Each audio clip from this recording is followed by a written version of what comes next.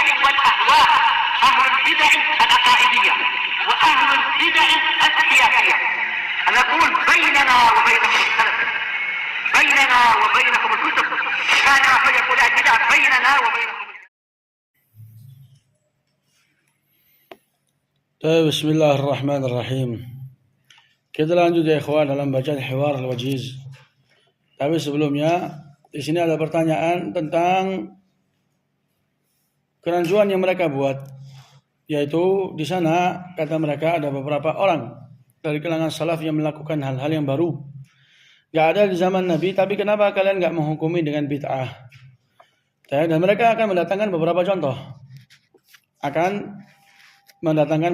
contoh. Contoh yang pertama kita ambil kemarin tentang pengumpulan Al-Quran. Al-Quran dijadikan satu, yang sebelumnya terpisah di tangan para sahabat, dijadikan di satu kitab.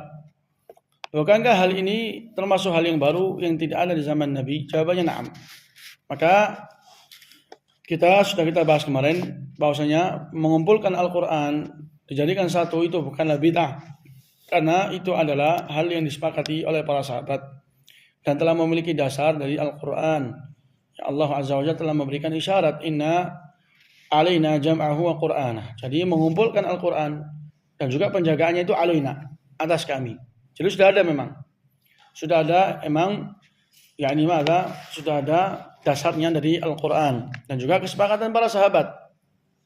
Diikutkan dengan hal itu adalah hal yang dibangun di atas beberapa kaidah yang agung, yaitu menjaga keutuhan agama Islam dan menepis segala buruknya perpecahan. Ditambah itu adalah hal yang wasilah. Hal itu adalah sarana, bukanlah ghayah, tujuan asal. Tujuan asal itu menjaga agama. Tujuan asal itu adalah menolak yang namanya perpecahan. Adapun mengumpulkan itu sekedar sarana. Adapun kalian maulid itu adalah bahwa tujuan asal ibadah yang kalian yakini. Bahkan mereka meyakini itu lebih afdal dari apa kemarin? Dari malam apa? Lailatul Qadar. Mereka mengatakan lebih afdal dari Lailatul Qadar. Bahkan sebagian dari mereka mengatakan wajib. Jadi yang namanya maulid itu bid'ah karena dia ibadah. Menyelisih banyak dalil dari kitab dan juga sunnah. Ini diantara contoh yang mereka pakai untuk menghujat. Dalam arti, kalau memang ada di sana yang dilakukan oleh ulama salaf, hal-hal yang baru, dan itu bukan bid'ah, maka jangan kalian hukumi maulid itu adalah bid'ah. Sudah kita berikan tanggapan tentang pengumpulan Al-Quran menjadi satu kitab, itu bukanlah bid'ah. Bahkan itu termasuk bagian dari agama yang wajib dilakukan oleh semua ummah. Jadi itu ringkasannya dia. Kita lanjut insyaallah. Qala hafizahullah ta'ala al-Mujiz. Ini yang membolehkan maulid, mengatakan wa faslu Umar ibn al-Khattab maqama Ibrahim 'anil bait. Ini sekarang permasalahan yang kedua tentang hal-hal yang dilakukan oleh ulama salaf tapi enggak ada sama sekali di zaman Nabi. Dan itu enggak kalian hukumi sebagai bid'ah. Tapi apa di antara contohnya? Contohnya kata mereka, Umar ibn al-Khattab memisahkan maqam Ibrahim. Maqam Ibrahim mereka Mekah, insyaallah tahu, dan banyak itu di foto.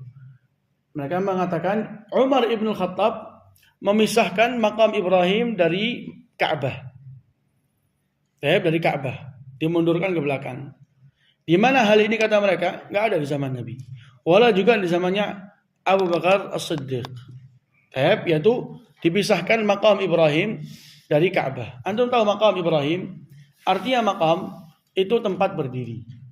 Waktu di mana Ibrahim sedang membangun Ka'bah. Tatkala beliau sudah mulai berusia dan bangunan mulai meninggi, beliau didatangkan oleh Ismail suatu batu dipakai untuk Ibrahim tempat untuk apa? Untuk berdiri di atasnya. Dan Nabi Ismail memberikan menyalurkan batu kepada Nabi Ibrahim dan beliaulah yang membangun. Dan beliau keduanya dalam mengatakan Rabbana taqabbal minna innaka antas samiul alim. Ini tempat maqam Ibrahim. Ini maqam Ibrahim itu ulama khilaf. Apakah maqam ini dari awal sudah memang menjauh dari Ka'bah, ataukah maqam ini pada asalnya menempel dengan Ka'bah? Kemudian di zaman Umar ibn Khattab dimundurkan. Ini khilaf di antara para ulama. Khilaf ma'ruf ini di antara mereka.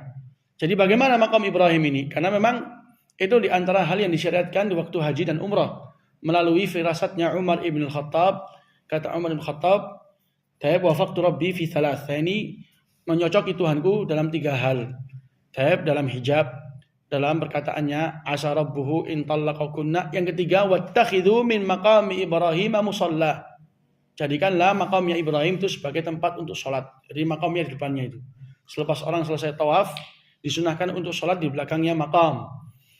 Taib, ini makam ini ya ikhwah, apakah pada asalnya dia sudah memang sama yakni madza? Pada asalnya dia itu nyatu dengan Ka'bah, kemudian dimundurkan ke belakang. Taib, ataukah dia itu sudah memang di belakang? Ini khilaf di antara para ulama. Dan mereka ini mengatakan apa? Dulu makam ini di depan. Kemudian di zaman Umar dibelakangkan. Bukankah ini hal yang baru? Taib, kalau memang demikian kenapa enggak dihukumi bid'ah? Taib, kalau memang demikian kenapa enggak dihukumi bid'ah? Gini ikhwah. Ulama sebagai menguatkan yang namanya makam itu pada asalnya yakni makam itu yakni madza? Pada asalnya sudah memang di belakang. Tidak di depan. Dan ini banyak sekali dalilnya dari kalangan para ulama tabi'in, dari perkataannya Mujahid, Ibn Abi Mulaikah, dan yang lainnya. Banyak sekali ucapannya para tabi'in yang dimana jatuhnya ucapan mereka itu mursal yang saling menguatkan satu sama lain sehingga memiliki kekuatan apa? Kekuatan dalam dalil, kekuatan dalam hujjah.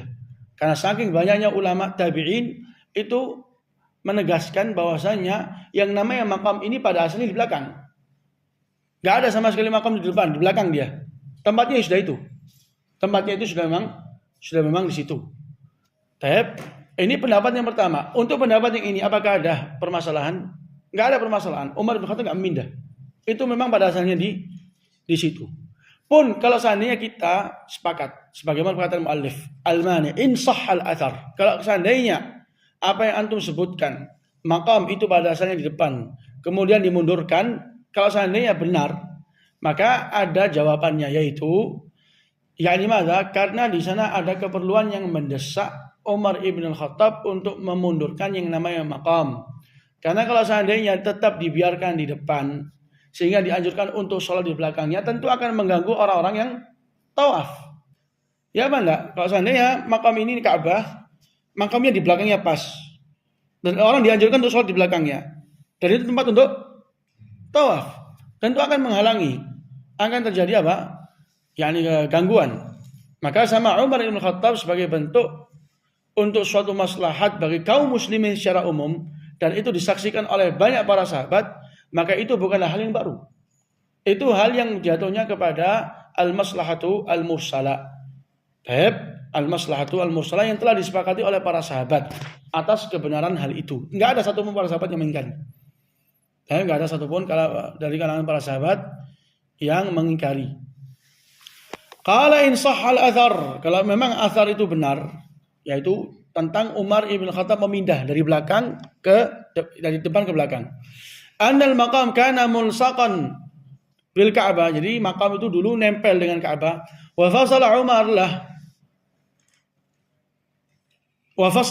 lah, faka'anna Umar radhiyallahu ta'ala an ra'a anna ibqa'ahu يلزم منه التضييق على الطائفين أو على المصلين فوضعه في مكان يرتفع به الحرج وتهيأ له ذلك لأنه هو الذي أشار على رسول الله باتخاذه مصلى.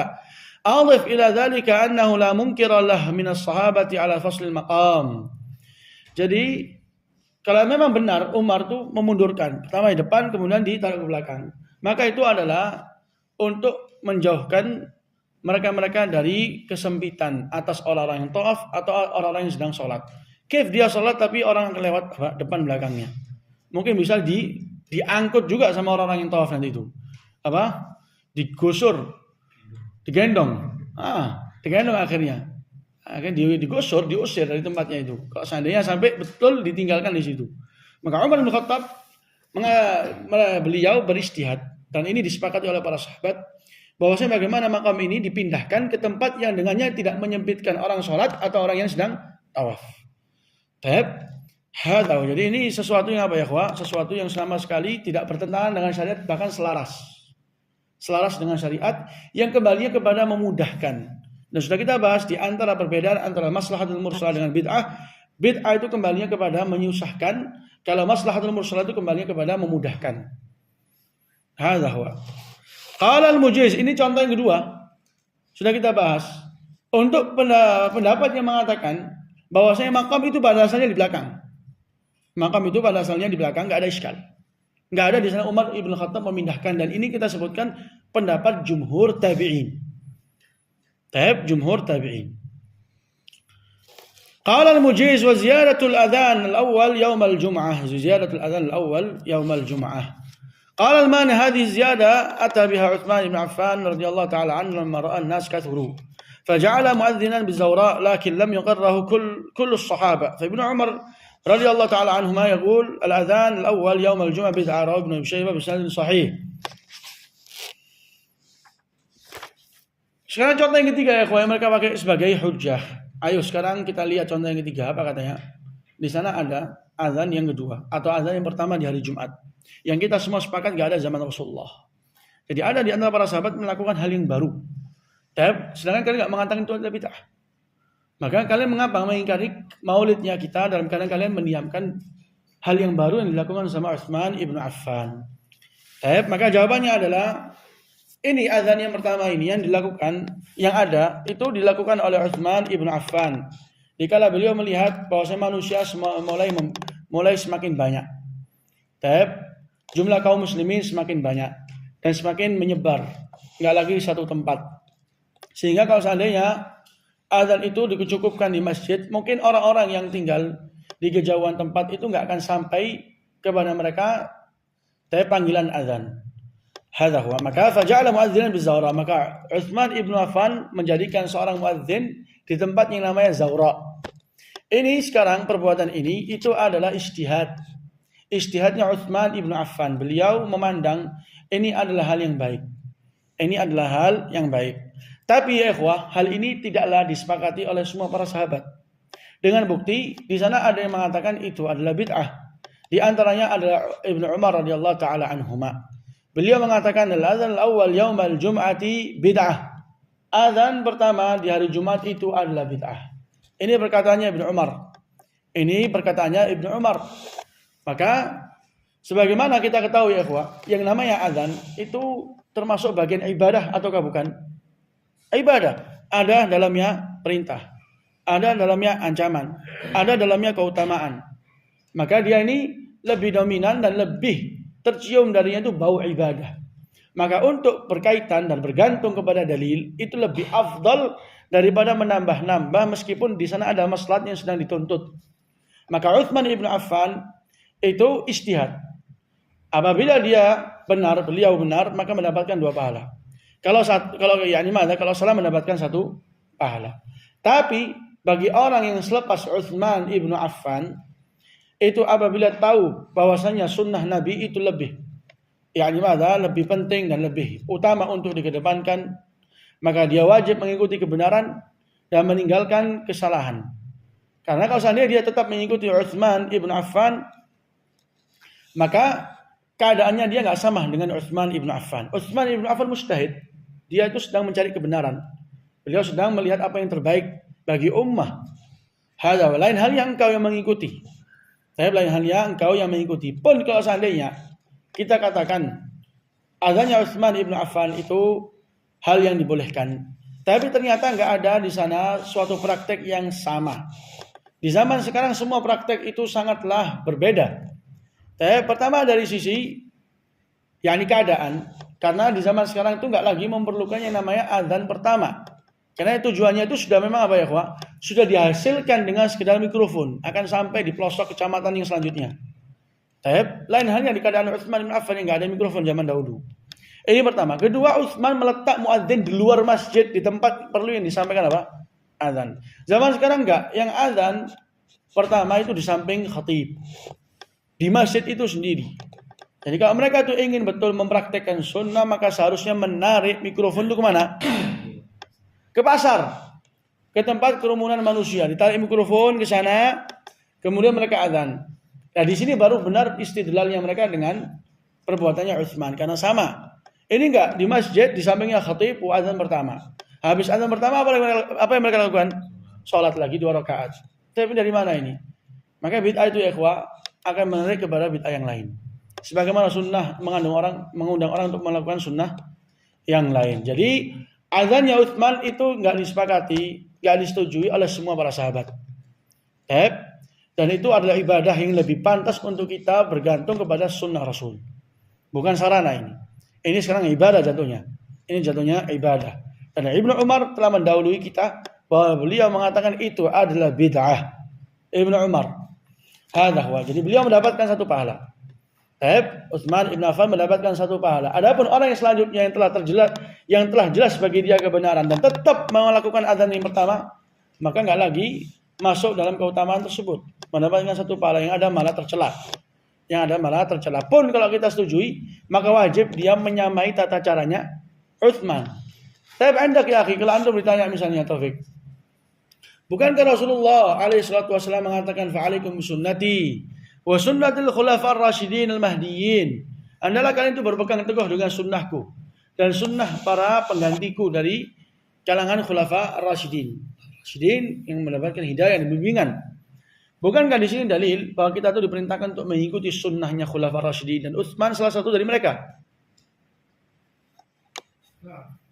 Nah, berarti kita Jumat ini berapa ayatannya? 1 atau 2? Karena Utsman salah satu khulafa ar-rasyidin yang perlu kita ikuti. Hakata. Cuman sesuai apakah sunnah sesuai dengan Rasulullah mengatakan sunnahku dan sunnah khulafa. Berarti khulafa itu memiliki sunnah yang kita harus ikuti. Di antaranya Utsman memiliki sunnah azan pertama di hari Jumat. Bukankah kita harus mengikuti?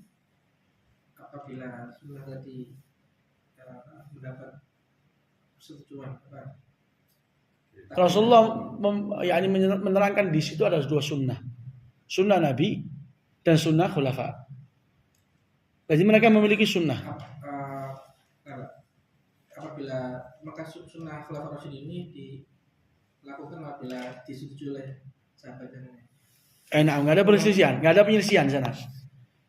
Ini di antara dalilnya mereka ya, Wah. Ini di antara dalilnya mereka. Dan ini di antara dalil yang paling kuat yang mereka pakai. Karena zahirnya itu mendukung. Wa illa sama sekali enggak mendukung. Karena Rasulullah mengatakan khulafar rasyidin. Para pemimpin yang masuk dalamnya Abu Bakar, Umar, Utsman, Ali. Kalau Utsman sendiri itu enggak dikatakan khulafar rasyidin, itu khalifah. Itu khalifah. Dia sendirian. Yang dimaksudkan di sini itu apabila kesepakatan 4 imam. 4 imam ini sepakat. 4 imam ini sepakat atas suatu permasalahan, maka itu adalah sunnah yang kita diperintahkan untuk mengikuti. Dan nggak mungkin sunnah mereka itu berselisih dengan sunnahnya Nabi. Kalau ada, maka itu pasti keluar dari ijtihad dan ada di antara para sahabat yang menyelisihi dengan bukti Abdullah bin Umar. Jadi hadis itu bukan dalil untuk mereka. Karena Rasulullah memerintahkan sunnah khulafa. Dan ini Utsman sendirian. Faqala Imam Syafi'i wa uhibbu an yakuna al-adhanu yawm al-jum'ati hina yadkhulu al-imam al-masjid wa yajlisu ala mawdi'ihi alladhi yakhtubu alayhi khashabin aw jaridin aw minbarin aw shay'in marfu'in lahu aw al-ardi fa idha fa'ala akhadha al-mu'adhdhin fi al-adhan fa idha faragha qama fa khatab la yazidu alayhi wa qala wa qad kana Ata'u yunkir an yakuna Utsman ahdatha wa yaqulu ahdathahu Muawiyah wa qala Imam Syafi'i wa ayyuhuma kan فالأمر الذي على عهد رسول الله أحب إلي فالصحيح أن للجمعة أذان واحدة لأن هذه عبارة نأخذها من كتاب الله والسنة من كتاب والسنة. Ini perkataan Imam Syafi'i bagus sekali yang dinukilkan oleh muallif di kitabnya yang dikenal dengan Kitabnya Imam Syafi'i yang dikenal dengan Kata Imam Syafi'i, saya ini menyukai bahwasanya azan di hari Jumat itu tatkala imam masuk.